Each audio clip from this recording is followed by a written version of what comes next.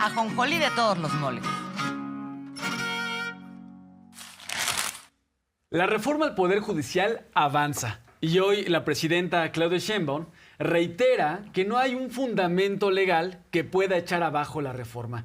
Los amparos que han llegado a ambas cámaras para frenar desde el tema legislativo, que no se discutiera, que no se debatiera, que no se enviara a los congresos, que los congresos legales no lo discutieran, no tienen validez porque las reformas a la Constitución no pueden ser frenadas por esta vía legal del amparo. Así que la presidenta Claudia Sheinbaum hoy da este mensaje: no hay amparo que tenga sustento legal, pero también da a conocer algo muy importante, Arlene.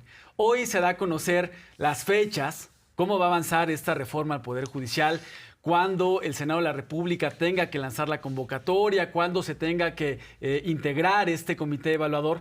Y da a conocer la presidenta Claudia Sheinbaum que lo que se busca con la reforma al Poder Judicial, que aclara, se va a hacer en dos partes. Justo. En una parte el próximo año, en 2025. En 2025 se va a elegir a toda la Suprema Corte, a todos los ministros de la Suprema Corte, que por cierto se reduce el número de ministros, y se va a elegir a la mitad de jueces, magistrados y ministros.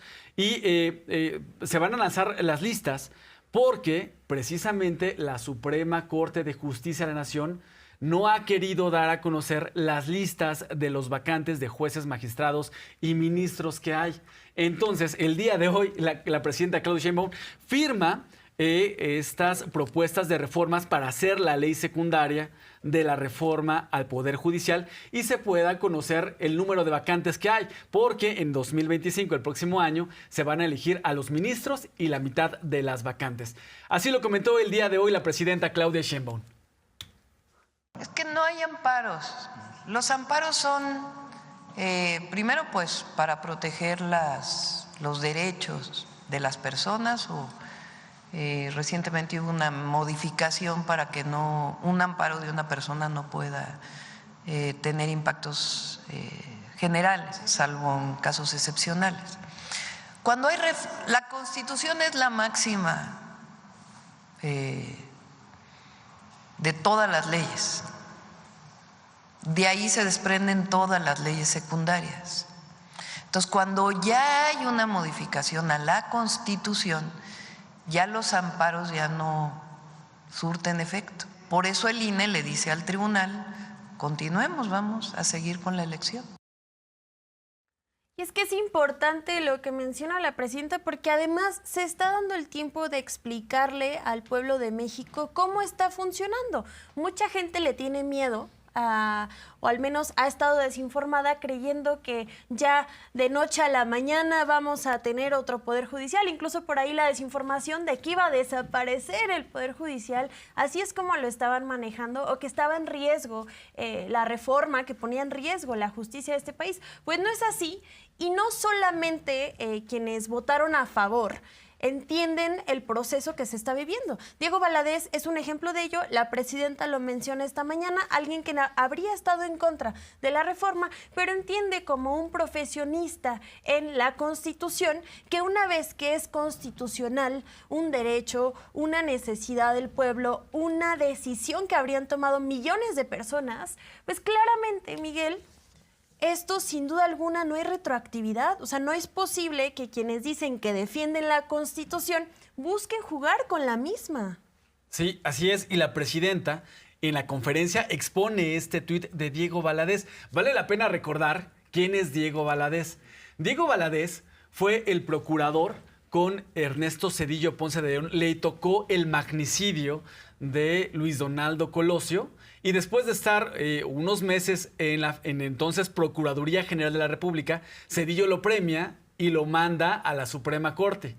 Pero no por mucho tiempo, porque recordemos que con Zedillo pues desaparece su decisión, decide desaparecer los ministros que había en ese entonces y imponer sus propios ministros. Con unos meses de haber trabajado en la Suprema Corte. Y que además se ve beneficiado en este momento con esas pensiones millonarias. Con unos meses de haber sido ministro, él tiene una pensión millonaria y pues bueno, es un jurista, y la presidenta Claudia Sheinbaum muestra el tuit de qué es lo que dice Diego Valadez. Así lo comenta la presidenta. La Corte acepta esta revisión, este análisis hace unos días. A ver, la Constitución, ya lo dijimos, ¿cómo se modifica? Pues a través de la mayoría calificada en las dos cámaras y la mayoría en los congresos estatales. Entonces dice, se sabía lo que iba a pasar con la mayoría calificada en el Congreso y pasó. En su momento la combatí. Ahora dice, la salud institucional del país exige sensatez por parte de todos. Es contraproducente desorientar a la sociedad. El contenido de una reforma constitucional no es impugnable. Y lo está diciendo un abogado que no coincide con la reforma, pero que está diciendo, a ver, ya la Corte ya no puede poner limitaciones en algo que ya es una reforma constitucional. Y justo en esos temas, la consejera jurídica de Presidencia, Ernestina Godoy, habla y justo presenta cómo se van a presentar estas leyes por parte de Presidencia, ¿no? Donde vamos a tener no solamente lo que ya se votó, sino también se va a buscar que los juegos, o más bien que el juego sea justo y que existan regulaciones donde la gente y asimismo quienes van a regir, que en este caso va a ser el Instituto Nacional Electoral, las elecciones, pues tengan facilidad de ello, ¿no? Ella entonces habla de que van a existir reformas a leyes secundarias para que pueda existir una regulación de cómo se van a llevar estas elecciones. Las reformas, las propuestas de reformas que se firmaron el día de hoy, Arlene, son dos leyes y la ley secundaria. Proponen reformas a la Ley General de Instituciones y Procedimientos Electorales y la Ley General del Sistema de Medios de Impugnación en materia electoral. Esto para que el Senado emita la convocatoria general a los tres poderes de la Unión, porque recordemos que quienes van a ser jueces, magistrados y ministros van a ser propuestos por el Ejecutivo, por el actual Poder Judicial y también por el Poder Legislativo. Es decir, no hay un control de un solo poder o de una sola visión en quiénes van a ser los candidatos y quiénes pueden llegar a ser autoridades judiciales. Particularmente el día de hoy, Ernestina Godoy da a conocer estos lineamientos generales de cómo va a ser esta convocatoria y así lo comentó. ¿A quién vamos a elegir en el país? Vamos a elegir a los ministros de la Suprema Corte de Justicia, a magistrados del Tribunal Electoral, esta vez los que se encuentran vacantes, a los magistrados del Tribunal de Disciplina Judicial, a los magistrados de los tribunales colegiados de circuito y tribunales colegiados de apelación, a los jueces integrantes de los juzgados de distrito del Poder Judicial de la Federación y personas magistradas y jueces de los poderes judiciales estatales cuando las legislaturas estatales hayan armonizado sus constituciones, pero serán en la misma elección de junio del próximo año. Y así la consejera jurídica de Presidencia habría mencionado no solo esto, sino cómo va a ser el proceso. Creo que es importante que todas y todos sepamos que el próximo año habrá elecciones de aquello que no habría existido elecciones en otro momento, el Poder Judicial, un poder muy importante para el país y que lamentablemente antes había sido intocable, casi por semidioses, donde la ciudadanía no tenía acceso al diálogo con sus impartidoras e impartidores de justicia. En este caso, vamos a ver cómo se va a realizar el proceso y vamos a escuchar para ello a Ernestina Godoy. Los procesos serán públicos, abiertos, transparentes, inclusivos, accesibles y deberán garantizar la participación de todas las personas interesadas que cumplan con los requisitos. Cada poder de la Unión instalará un comité de evaluación que estarán conformados por 5 personas de reconocido prestigio en la actividad jurídica. Los comités publicarán la lista de las personas aspirantes que hayan reunido todos los requisitos constitucionales de elegibilidad. Los comités procederán a calificar la idoneidad de los perfiles para desempeñar el cargo. Los comités realizarán entrevistas públicas a las personas aspirantes que califiquen más idóneas a efecto de evaluar su competencia y sus conocimientos técnicos. Los comités seleccionarán los perfiles mejor evaluados de una manera en que 10 van a ser elegidos por cada cargo, para el cargo de ministro, para el cargo en esta primera de magistrado electoral vacantes. Una vez que se determine la conformidad sobre los listados, serán devueltos para que mediante la insaculación pública de esos 10 y de esos 2 por cargo, queden 3 por cada cargo de ministro, magistrado electoral y magistrados del Tribunal de Disciplina Judicial, y 2 por cada cargo a magistrados colegiados de circuito y jueces de distrito. Los listados serán aprobados por los poderes de la Unión. La reforma al Poder Judicial avanza y quienes protegen privilegios y corrupción en el Poder Judicial no van a poder detener el proceso. También se dio a conocer las fechas más importantes para que se elija a jueces, magistrados y ministros, pero antes señalar que también la consejera jurídica recordó que el INE tiene obligaciones en esta reforma al Poder Judicial. Por ejemplo, recordó que el INE tiene que aprobar la boleta, el modelo de la boleta, la documentación y los materiales electorales. Se recordó que los candidatos no pueden utilizar recursos públicos para hacer promoción, es decir, para hacer campaña, pero respecto a las fechas importantes, hay 2 muy importantes que vienen en próximos días, este mes. El 16 de octubre se van a emitir esta convocatoria general para los poderes y el 31 de octubre, a finales de mes, se van a instalar estos comités de evaluación, quienes van a evaluar a los perfiles, Arlene. Sí, y el 4 de noviembre se hace justo la convocatoria, se publica la convocatoria para que la ciudadanía, quienes quieran participar, pues puedan tener acceso a hacerlo. Esta va a ser pública y la podrán encontrar en todos los medios de comunicación. Este también va a ser un medio donde vamos a compartir esta convocatoria. Y bueno, también es importante lo que ella menciona, ¿no?